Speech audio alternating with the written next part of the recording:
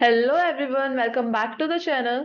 अगर आप second semester के स्टूडेंट हो और इकोनॉमिक्स आपके पास एक सब्जेक्ट है तो ये वीडियो आपके लिए बहुत ज़्यादा हेल्पफुल होने वाली है।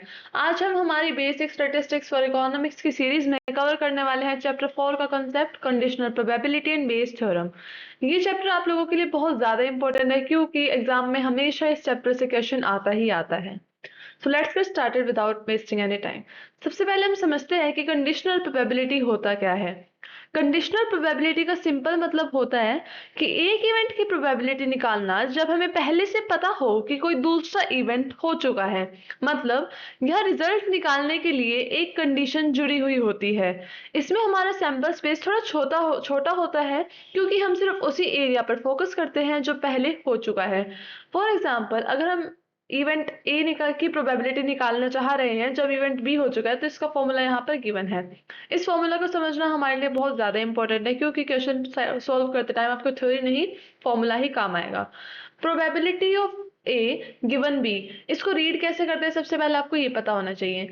इस पी ए स्लैश बी को हम रीड कैसे करेंगे, probability of A given B, मतलब कि ए की प्रोबेबिलिटी निकालना जब हमारा इवेंट बी ऑलरेडी हो चुका है। इसका फॉर्मूला होता है probability of A intersection B divided by probability of B. यानी जो इवेंट ऑलरेडी हो चुका है उसकी प्रोबेबिलिटी को आपको लिखना होता है डिनोमिनेटर में एंड इन दोनों का इंटरसेक्शन आपको लिखना होता है न्यूमिनेटर में। तो यहाँ पर आपको एक बात हमेशा ध्यान रखनी है कि यहाँ पे जो प्रोबेबिलिटी ऑफ बी होगी मीन्स जो इवेंट ऑलरेडी हो चुका है वो कितनी होगी, जीरो से बड़ी होगी। आई होप आपको ये समझ आया होगा। अब हम इसका एग्जाम्पल देख लेते हैं फॉर द बेटर अंडरस्टैंडिंग। तो यहाँ पर इसका एग्जाम्पल गिवन है। A dice is rolled when the probability, what is the probability that the number is a 4 given that the result is an even number। यहाँ पर एक क्वेश्चन गिवन है जिसमें हमें यूज करना है कंडीशनल प्रोबेबिलिटी। सबसे पहले हम देख लेते हैं कि जब हम डाइस थ्रो करते हैं तो उसकी सैंपल स्पेस क्या होता है। उसका सैंपल स्पेस होता है 1 2 3 5 6, 1 2 3 4 5 6। क्यों? क्योंकि 1 2 3 4 5 6 ऐसे ही नंबर है जो आउटकम हमारा आएगा, इसके अलावा तो कोई और आउटकम आ नहीं सकता, राइट। अब हम देखते हैं कि इवेंट बी होने की प्रोबेबिलिटी क्या है। अब हमने इवेंट बी को कंसीडर कर लिया कि इवन नंबर आ रहा है। टोटल इवन नंबर कितने आ सकते हैं, 3। क्यों? क्योंकि इवन नंबर यहाँ पर जब हम डाइस थ्रो कर रहे हैं तो गिवन कितने हैं, 3 है, 2 4 and 6, these are the even numbers only, right. तो प्रोबेबिलिटी ऑफ बी कितनी हो गई, total number of favourable outcomes divided by total number of outcomes. Favourable outcomes हमारे पास कितने थे, 3 थे एंड टोटल आउटकम्स हमारे पास कितने थे, 6 थे। तो यहाँ से हमारी इवेंट बी की प्रोबेबिलिटी निकल गई। अब हम निकाल रहे हैं इवेंट ए की प्रोबेबिलिटी। यहाँ पर इवेंट ए है नंबर 4। नंबर 4 आने की प्रोबेबिलिटी क्या है, ओनली 1/6। क्यों? क्योंकि 4 कितनी बार आएगा अगर आप डाइस थ्रो करोगे, एक बार, क्योंकि सिर्फ 4 एक बार ही तो आ सकता है, एक ही साइड पे तो 4 गिवन होता है, राइट। तो 4 आने की प्रोबेबिलिटी क्या है, 1/6। अगर हम देखें कि ए इंटरसेक्शन बी क्या होगा, मतलब 4 भी आ रहा है और इवन नंबर भी आ रहा है, इट मीन्स इनका इंटरसेक्शन करना पड़ेगा हमें event A and event B का। तो उसकी प्रोबेबिलिटी क्या हो जाएगी, 1/6। क्यों? क्योंकि 4 ही ऐसी कॉमन डिजिट आएगी जो कि दोनों में कॉमन है, इंटरसेक्शन हम कॉमन वाला स्पेस लेते हैं। अभी हमें यहाँ पे निकालना था probability of event A when B has already occurred. मैं आप लोगों को क्वेश्चन एक बार फिर से समझा देती हूँ। यहाँ पर एक डाइस को थ्रो करा गया है और बोला गया है कि क्या प्रोबेबिलिटी होगी कि नंबर 4 आए। अगर हमें पहले से पता है कि नंबर एक इवन नंबर यानी 2 4 6 आया है, इवेंट भी हमने माना जो हो चुका है इवन नंबर्स का, राइट, जिसमें हमने माने नंबर्स 2 4 6 आ सकते हैं, तो प्रोबेबिलिटी ऑफ बी हमारे यहाँ से निकले 3/6। इवेंट है हमने माना जो हमें चाहिए नंबर 4, उसकी प्रोबेबिलिटी आ गई हमारी 1/6। अब हमने देखा कि ए इंटरसेक्शन भी यहाँ पर क्या है, 4 ओनली, तो इसकी प्रोबेबिलिटी क्या बनेगी, 1/6 total number of favourable outcomes in the numerator and total number of outcomes divided in the denominator. जब हमने फॉर्मूला लगाया probability of event A when B has already occurred का, तो हमने सबसे पहले लिखा प्रोबेबिलिटी ऑफ इंटरसेक्शन बी को in the numerator and probability of B को हमने लिखा इन द डिनोमिनेटर एंड उसके बाद हमारा आंसर फर्दर सिंप्लीफाई करके आ गया 1/3। तो देखा आपने नॉर्मल टाइम्स में 4 आने का चांस 1/6 होता है, लेकिन कंडीशन लगाते वक्त ही वो 1/3 हो जाएगी। क्यों? क्योंकि हमने जब निकाला है जब इवेंट भी ऑलरेडी हो चुका है। ओके, और आगे बढ़ने से पहले एक और इम्पोर्टेंट बात, मैं एग्जाम टाइम पर सारे प्रीवियस ईयर क्वेश्चन पेपर, सारे इंपॉर्टेंट क्वेश्चन को लेकर वीडियोस लेकर आऊंगी और एग्जाम से पहले आपके साथ लाइव आकर आपकी सारी क्वेरीज को भी सॉल्व करूंगी। तो मेक श्योर आप चैनल को सब्सक्राइब कर ले ताकि आपसे कोई भी इंपॉर्टेंट अपडेट या वीडियो मिस ना हो जाए। एंड ऑल्सो अगर आप चाहते हो कि मैं किसी और सब्जेक्ट के ऊपर भी वीडियो बनाऊं तो आप कमेंट बॉक्स में जरूर मेंशन कर देना, मैं आपके कमेंट को जरूर कंसिडर करूंगी। नाउ मूविंग फर्दर, अब हम समझेंगे इंडिपेंडेंट इवेंट्स को। इंडिपेंडेंट इवेंट्स वो इवेंट्स होते हैं जिनके पास में कोई लेना देना नहीं होता, मतलब जिनके आपस में मान लो कोई दो इवेंट्स हैं ए और बी, अगर इन दोनों का आपस में कोई भी लेना देना नहीं है, इट मीन्स ये दोनों इवेंट कैसे हैं, इंडिपेंडेंट इवेंट है। मतलब अगर एक इवेंट हो रहा है तो दूसरा आउटकम से दूसरे की प्रोबेबिलिटी पर कोई असर नहीं पड़ता है, दोनों इवेंट्स अपने आप में बिल्कुल फ्री है। इट मीन्स इवेंट ए या फिर इवेंट बी हो रहे हैं नहीं हो रहे, इससे एक दूसरे पर इन पर कोई फर्क नहीं पड़ रहा है, ये दोनों फ्री है, ये दोनों आपस में इंडिपेंडेंट है, ना ए बी पर डिपेंड करता है और ना ही बी ए पर डिपेंड करता है। ये थोड़ा कंफ्यूजिंग लग सकता है, बट आई होप आप लोगों को समझ आ रहा होगा। स्टिल आपको कोई डाउट आ रहा है तो you can drop in that comment box. Okay, basically इस डेफिनेशन को समझने के पीछे हमारे मैथमेटिकल कंडीशन को समझने का मोटिव था। यहाँ पर मैथमेटिकल कंडीशन, अगर हमारे दो इवेंट इंडिपेंडेंट है तो क्या होते हैं, अगर हमें probability of A intersection B निकालनी है इंडिपेंडेंट इवेंट्स की, तो वो क्या होती है, probability of A multiplied by probability of B. Okay, अगर ये कंडीशन ट्रू होल्ड करती है एग्जाम में, इट मीन्स तो आप समझ जाना कि वो इवेंट कैसे हैं, वो इवेंट है इंडिपेंडेंट। एग्जाम में चेक करने के लिए कि दोनों इवेंट्स इंडिपेंडेंट है या नहीं, हम ये फॉर्मूला यूज कर सकते हैं। ओके, अगर आपको इंडिपेंडेंट और म्यूचुअली एक्सक्लूसिव इवेंट्स में कोई कंफ्यूजन आ रही है तो यहाँ पे आप मेरे को कमेंट बॉक्स में बता सकते हो। एक और इम्पोर्टेंट चीज जो बच्चे अक्सर गलती करते हैं एग्जाम में भी, वो क्या करते हैं, इंडिपेंडेंट इवेंट और म्यूचुअली एक्सक्लूसिव इवेंट्स को वो लोग एक मान लेते हैं, बट ये बिल्कुल रॉन्ग है, बिल्कुल। ये दोनों चीजें बिल्कुल डिफरेंट है। म्यूचुअली एक्सक्लूसिव इवेंट्स वो होते हैं जो एक साथ हो ही नहीं सकते। फॉर एग्जाम्पल, अगर हमने कोई कॉइन टॉस करा, उसमें हेड या टेल एक साथ आ ही नहीं सकते। बट इंडिपेंडेंट इवेंट्स वो इवेंट्स हैं जो एक साथ हो तो सकते हैं, लेकिन वो एक दूसरे को इफेक्ट नहीं करते। फॉर एग्जाम्पल, हम एक कॉइन टॉस कर रहे हैं, एक डाइस थ्रो कर रहे हैं। हम कॉइन टॉस कर रहे हैं, डाइस थ्रो कर रहे हैं, दोनों एक दूसरे के इंडिपेंडेंट है, एक के होने से दूसरे पर कोई फर्क नहीं पड़ रहा। आई होप आपको mutually exclusive and independent event का डिफरेंस समझ आया होगा। अब हम इंडिपेंडेंट इवेंट का एक एग्जाम्पल सॉल्व कर लेते हैं। A coin is tossed and a dice is rolled. Find the probability of getting a head on the coin and a six on the dice. यहाँ पर बोला है कि यहाँ पर आपने एक सिक्का उछाला और एक डाइस थ्रो करा, क्या प्रोबेबिलिटी है कि कोइन पर हेड आए और डाइस पर हमारे नंबर 6 आए। तो सबसे पहले हम इवेंट ए मान लेते हैं, कोइन का हेड आने की प्रोबेबिलिटी क्या होगी, हेड आने की प्रोबेबिलिटी होगी हमारी 1/2। हमारी डाइस में 6 आने की प्रोबेबिलिटी क्या होगी, वो होगी हमारे पास 1/6, राइट। ये दोनों चीजें इंडिपेंडेंट है, अभी हमने इसका एग्जांपल देखा था। तो प्रोबेबिलिटी ऑफ हेड इंटरसेक्शन 6, मतलब कि डाइस पर आए हेड और सॉरी, कॉइन पर आए हेड एंड डाइस पर आए 6, इसकी प्रोबेबिलिटी क्या होगी, 1/2 मल्टीप्लाइड बाय 1/6। क्यों, क्योंकि ये दोनों इवेंट्स थे कैसे, इंडिपेंडेंट। और हमने पीछे देखा था कि इंडिपेंडेंट इवेंट की इंटरसेक्शन की प्रोबेबिलिटी कैसे निकलती है, जब हमने इन दोनों को मल्टीप्लाई कर दिया तो we got our answer, that is 1/12। I hope आप लोगों को ये समझ आया होगा।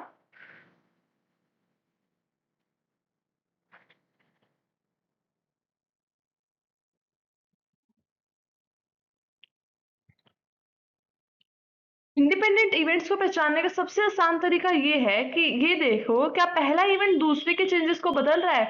अगर नहीं तो आंख बंद करके मल्टीप्लाई वाला फॉर्मूला लगा दो। क्यों, क्योंकि अगर नहीं बदल रहा है, वो दोनों चीजें इंडिपेंडेंट है, तो इट मीन्स आपको ये वाला फॉर्मूला यूज करना है। इंडिपेंडेंट इवेंट मेरे हिसाब से सबसे इजी कॉन्सेप्ट है और आप बहुत ज्यादा अच्छा स्कोर कर सकते हो अगर आप इन सारे कॉन्सेप्ट को अच्छे से एग्जाम में समझ कर जाओगे। अब हम आते हैं एक और बहुत इंपॉर्टेंट कॉन्सेप्ट को जो कि आप बिल्कुल मिस नहीं कर सकते हो, दैट इज बेस थ्योरम। ये बहुत ज्यादा इंपॉर्टेंट कॉन्सेप्ट है, एग्जाम में फॉर श्योर इससे क्वेश्चन आता है। नॉर्मल पॉसिबिलिटी में हम कोज से रिजल्ट की तरफ जाते हैं, राइट, लेकिन बेस थ्योरम में हम रिजल्ट यानी कि जो इफेक्ट होता है ना, उससे कोज की तरफ जाते हैं। फॉर एग्जाम्पल, अगर एक मशीन ने डिफेक्टिव आइटम बनाया तो क्या चांस है कि वो मशीन ए ने ही बनाया हो। हम रिजल्ट रिजल्ट यहाँ पर क्या है, डिफेक्ट से मशीन, मशीन हमारा कोज है, वो ढूंढ रहे हैं। इसका फॉर्मूला होता है probability of AI multiplied by probability of B when AI has already occurred, probability of AJ, summation probability of AJ multiplied by probability of B when AI has or AJ has already occurred, right। मैं आपको अच्छे से इसे explain करती हूँ। Numerator में हमें ऊपर क्या रखना है, जो हमें चाहिए, जो हमारा स्पेसिफिक पाथ है, वो हमें रखना है न्यूमरेटर में। डिनोमिनेटर में हमें क्या रखना है, सारे पॉसिबल रास्ते जिससे वो रिजल्ट आ सकता है, यानी टोटल प्रोबेबिलिटी। आई नो ये थोड़ा कंफ्यूजिंग है, बट अभी मैं जब क्वेश्चन कराऊंगी ना, आपको एकदम क्रिस्टल क्लियर हो जाएगा। तो आप क्वेश्चन को ध्यान से समझना। यहाँ पर बोला गया है in a factory machine A produces 60% of the items and machine B produces 40%. Machine A produces 2% defective items while machine B produces 5% defective items. If an item is chosen at a random and found to be defective, what is the probability it was produced by machine A? जब भी आपको conditional probability का question आए ना, make sure आप tree chart बना लेना। Tree chart अगर आप बनाओगे तो उससे क्या होगा, आपके एक तो मिस्टेक के चांसेस कम हो जाएंगे एंड एग्जामिनर के ऊपर भी बहुत अच्छा इंप्रेशन पड़ेगा। अभी मैं नेक्स्ट स्लाइड में आपके लिए ट्री चार्ट को भी एक्सप्लेन कर दूंगी, पहले हम इस क्वेश्चन को समझते हैं। यहाँ पर एक फैक्ट्री में दो मशीन्स हैं, मशीन ए और बी। मशीन ए 60% प्रोडक्शन करती है जिसमें कि 2% उसका डिफेक्ट रेट है। मशीन बी 40% प्रोडक्शन करती है जिसमें 5% उसका डिफेक्ट रेट है।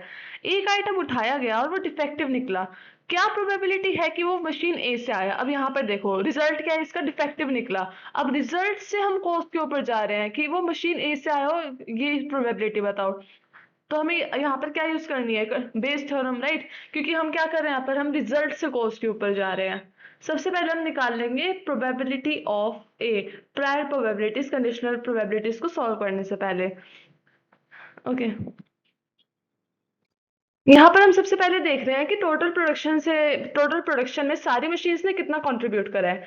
मशीन ए ने यहाँ पर आइटम्स बनाई है 60%, यानी 0.60 इसकी प्रोबेबिलिटी होगी। मशीन बी ने आइटम बनाई 40%, इसकी प्रोबेबिलिटी क्या होगी? 0.40। आप इसे कंफ्यूज मत कर लेना, आप इसे 60/100 भी लिख सकते हो एंड 0.40 का 40/100 भी लिख सकते हो। ओके, अब हमने क्या करा, ये ऐसे क्यों करा? ये वो प्रोबेबिलिटी है जो हमें एक्सपेरिमेंट शुरू करने से पहले पता है। इनका टोटल हमेशा 1 होता है। अगर आपको कभी भी ऐसे डाउट आ रहा हो ना कि क्या मैंने प्रोबेबिलिटी सही लिखी है या नहीं, तो आप इनका टोटल कर लेना। जो भी प्रायर प्रोबेबिलिटीज होती है ना, उन सबका सम क्या आता है? 1 आता है। अगर आपका सम 1 आ रहा है, इट मीन्स कि आप बिल्कुल सही डायरेक्शन में जा रहे हो। फिर हम निकालते हैं कंडीशनल प्रोबेबिलिटीज, मतलब जिनमें कोई कंडीशन लगी हुई होती है। यहाँ पर अब हमें ये देखना है कि अगर हम मशीन ए को चूज करें तो उसमें से डिफेक्टिव पीस निकलने का क्या चांस है। मशीन ए का डिफेक्ट रेट है 2%, राइट?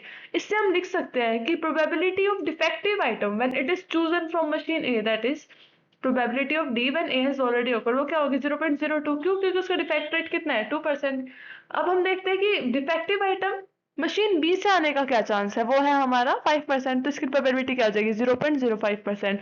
अब हमने प्रायर प्रोबेबिलिटीज और कंडीशनल प्रोबेबिलिटीज निकाल ली। अब हम निकालेंगे कि डिफेक्ट, अब हम बेस थ्योरम अप्लाई करके निकालेंगे कि डिफेक्टिव आइटम है और वो मशीन ए से आया है।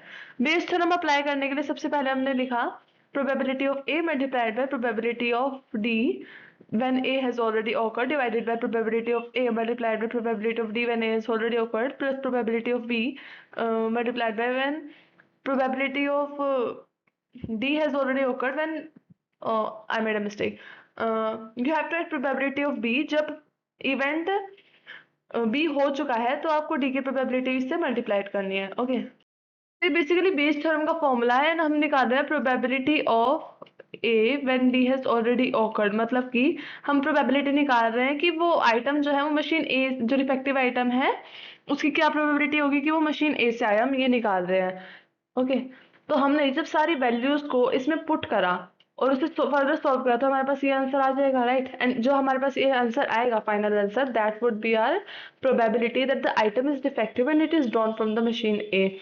आई होप आप लोगों को ये क्लियर हुआ होगा। अगर नहीं हुआ है तो भी कोई प्रॉब्लम की बात नहीं है, मैं एग्जाम से पहले आपके लिए सारे इंपॉर्टेंट क्वेश्चन की वीडियोस लेकर आऊंगी, तो मेक श्योर आप उसे जाकर एक बार देख लेना। एंड अगर आपको इसमें कोई डाउट आया हो तो you can drop that in the comment box. मैं आप लोगों के लिए एक बार फिर से एक्सप्लेन कर देती हूँ। यहाँ पर हमने probability of A and probability of B, पहली ब्रांचेस जो थी, मतलब डायरेक्ट निकाल ली थी प्रायर प्रोबेबिलिटीज, फिर हमने निकाली थी कंडीशनल प्रोबेबिलिटीज, फिर हमने इसको फर्दर बेस थ्योरम वाले फॉर्मूला में अप्लाई करके सारा आंसर निकाला था। तो इस तरह से हमने बेस थ्योरम यूज करके किस रिजल्ट के पीछे की वजह का पता लगा लिया था। अब इसकी आप एक बार प्रैक्टिस करके देखना, मैं आप लोगों के लिए और क्वेश्चंस भी सॉल्व करा देती हूँ विद रिप्लेसमेंट और विदाउट रिप्लेसमेंट के। ऑल्सो मैंने आपको बोला था ना कि मैं एक फ्लो चार्ट जो है, ट्री चार्ट बेसिकली, उसे कनेक्ट कर दूंगी इस स्लाइड में। तो यहाँ पर हमें निकालना था probability of event A when D has already awkward, मतलब कि अ, हमें प्रोबेबिलिटी ऑफ डी निकालनी थी। सॉरी, यहाँ पर हमें निकालना था कि डिफेक्टिव आइटम जो है वो मशीन ए से आया, इसकी क्या प्रोबेबिलिटी है, राइट? तो इसके लिए हम सबसे पहले जाते हैं स्टार्ट के ऊपर। स्टार्ट में यहाँ से हम समझेंगे तो क्या आएगा, हमारे पास दो मशीन है, machine A and machine B. सबसे पहले आप ये लिख लोगे, मशीन ए टोटल कितना प्रोडक्शन करते हैं 60%, मशीन बी कितना प्रोडक्शन करते हैं 40%। अब जो मशीन ए प्रोडक्शन करती है उसमें से डिफेक्टिव आइटम आने की पॉसिबिलिटी कितनी है, 0.02%, राइट। मशीन बी के प्रोडक्शन में डिफेक्टिव आने की प्रोबेबिलिटी कितनी है, 0.05%, राइट। अब हम निकाल रहे हैं कि जो मशीन ए प्रोडक्शन कर रही है, क्या प्रोबेबिलिटी होगी कि वो डिफेक्टिव नहीं है। इसकी प्रोबेबिलिटी हम कैसे निकालेंगे, 1 में से 0.02 को माइनस कर देंगे तो हमारे पास आ जाएगी probability that the item is not defective. अगर हम ये प्रोबेबिलिटी निकालेंगे मशीन बी ने जितना प्रोडक्शन करा उसमें वो आइटम डिफेक्टिव नहीं है, तो इसकी प्रोबेबिलिटी भी ऐसे सेम निकलेगी, 1 माइनस 0.05। तो हमारे पास टोटल डिफेक्टिव की प्रोबेबिलिटी यहाँ पर क्या आ जाएगी, 0.012 प्लस 0.20। तो यहाँ से 0.32 आपकी आ गई टोटल डिफेक्टिव आइटम्स की प्रोबेबिलिटी। यही हमने अपना आंसर निकालते टाइम डिनोमिनेटर में पुट करा था, राइट। अगर आपको स्टिल कोई डाउट आ रहा है तो आप लास्ट स्लाइड पर जाकर सॉल्यूशन देख सकते हो एंड उससे आपको मुझे लगता है कि काफ़ी सारी चीज़ें क्लियर हो जाएंगी। तो बेसिकली अगर आप एग्जाम में ये रिचार्ट बनाकर आओगे तो एग्जामिनर के ऊपर भी काफ़ी अच्छा इम्पैक्ट पड़ेगा एंड आपको भी क्वेश्चन सॉल्व करने में बहुत ज़्यादा ईजी होगी, क्योंकि आपसे कोई भी गलती होने के चांसेस बिल्कुल मिनिमल हो जाएंगे। अब हम बाकी सारे क्वेश्चन भी सॉल्व कर लेते हैं फॉर द बेटर अंडरस्टैंडिंग। इस क्वेश्चन में बोला गया है, bag contains 4 red and 6 black balls, 2 balls are drawn one by one without replacement. मैंने आपको बताया था जब विदाउट रिप्लेसमेंट का केस एंड विद रिप्लेसमेंट का केस हो तो ऐसे केसेस में क्या करना है। यहाँ पर बेसिकली एक बैग में 4 रेड और 6 ब्लैक बॉल्स है, दो बॉल्स एक एक करके निकाली गई है विदाउट रिप्लेसमेंट, मतलब कि हमने जब बॉल निकाली तो हमने उसे वापस नहीं रखा, अगर हमने बॉल बाहर निकाल लिया तो वो बाहर ही है। तो हमें यहाँ पे निकालना है प्रोबेबिलिटी क्या होगी कि पहली बॉल ब्लैक हो और दूसरी बॉल रेड हो। सबसे पहले हम ये निकालते हैं। हमारे पास यहाँ पे टोटल बॉल्स कितनी थी, 10 थी, राइट। 10 कैसे, 4 हमारे पास रेड थी, 6 हमारे पास ब्लैक थी। जब हमने दोनों का सम करा तो हमारे पास टोटल बॉल्स आ गई जो कि है हमारी 10। फिर हमारी क्या हमें प्रोबेबिलिटी निकालनी है कि जब हमने पहली बॉल ड्रॉ करी तो ब्लैक आई हो, तो इसकी क्या प्रोबेबिलिटी होगी, 6/10। क्यों, क्योंकि ब्लैक बॉल कितनी है 6, टोटल बॉल कितनी है 10। प्रोबेबिलिटी क्या होगी, total number of favourable outcomes divided by total number of outcomes. इसकी प्रोबेबिलिटी क्या हो गई, 6/10। अब हमें निकालनी है कि क्या प्रोबेबिलिटी है कि जो हमने सेकंड बॉल ड्रॉ करी वो रेड है और हमने फर्स्ट बॉल निकाली थी वो ब्लैक थी। हमने फर्स्ट बॉल निकाली तो ब्लैक, तो उसकी प्रोबेबिलिटी हमें पता है 6/10।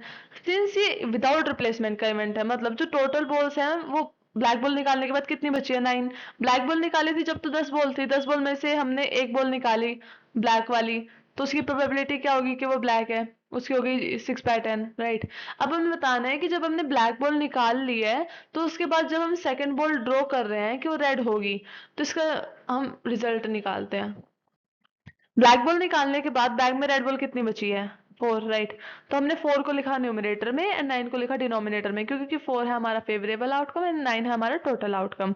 अब हम निकालते हैं हमारा फाइनल आंसर, तो वो क्या हो जाएगा, 6/10 मल्टीप्लाइड बाय 4/9। क्यों, क्योंकि जब हमने पहले ब्लैक बॉल निकाली तब थी 6 और डिनोमिनेटर था हमारा 10।